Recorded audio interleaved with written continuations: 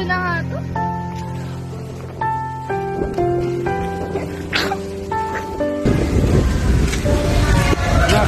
Alis na ako. Pupunta na ako trabaho. Sige po, ayun to. Oo, uwian na.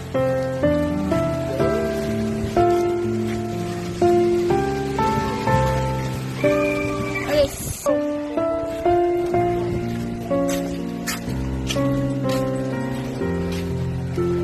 Hold up to.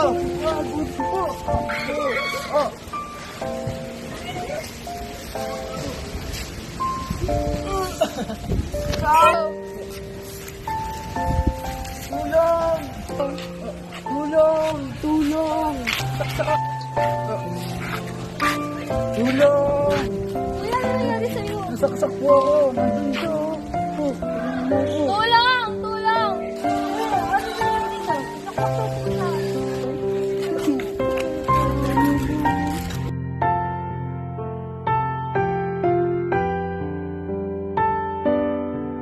Ha?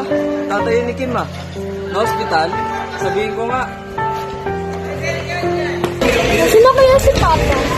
Kanina pa siya wala. Sabi niya, trabaho niya.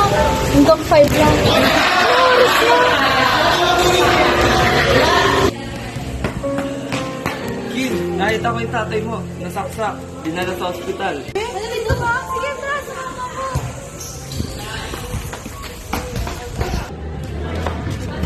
Nakakita ko si Papa. Daw siya. Hindi siya sa iyan eh.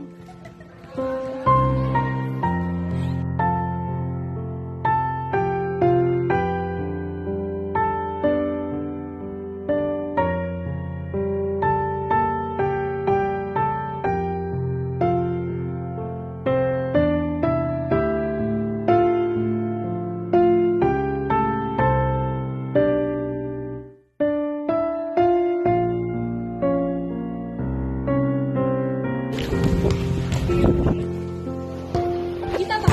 Kita ka tulong. Ipopost ko to sa online para makahingi ako ng tulong.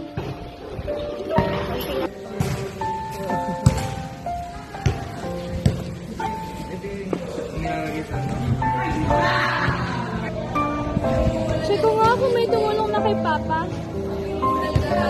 Oh, look. Grabe ang sama na talaga ng mga tao ngayon. Imbis na tumulong, nambabash pa.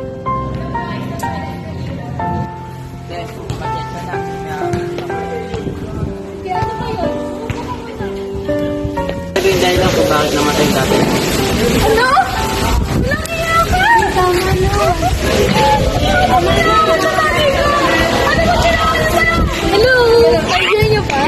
At ang aming nagawa ngayon ay ang 5 na netiquettes. So, ano nga ba ito? Yung una ay yung core rule number 2, which is set the same behavior that you follow in real life sa online. Core rule number 5, which is make yourself look good online. At huwag ka basta-basta magbibitaw ng mga salita na alam mo naman na hindi magiging marespeto sa ibang tao. At ang pangatlo naman na aking pag-uusapan ay ang core rule number 7, which is keep health flame wars under control. Patungkol sa pag-aaway, pero dapat hindi natin yun ginagawa sa online.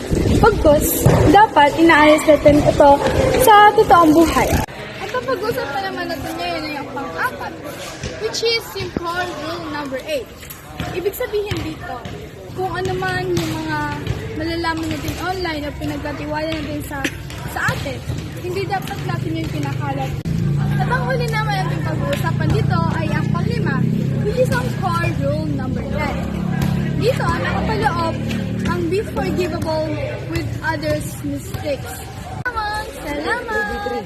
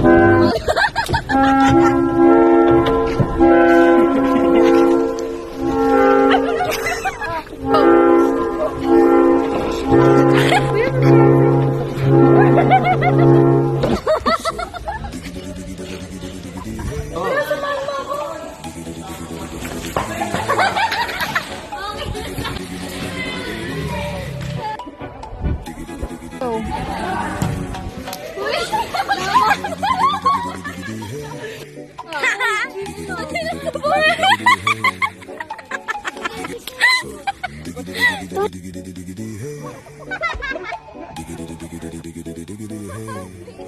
Ronald, in the future. Game. One.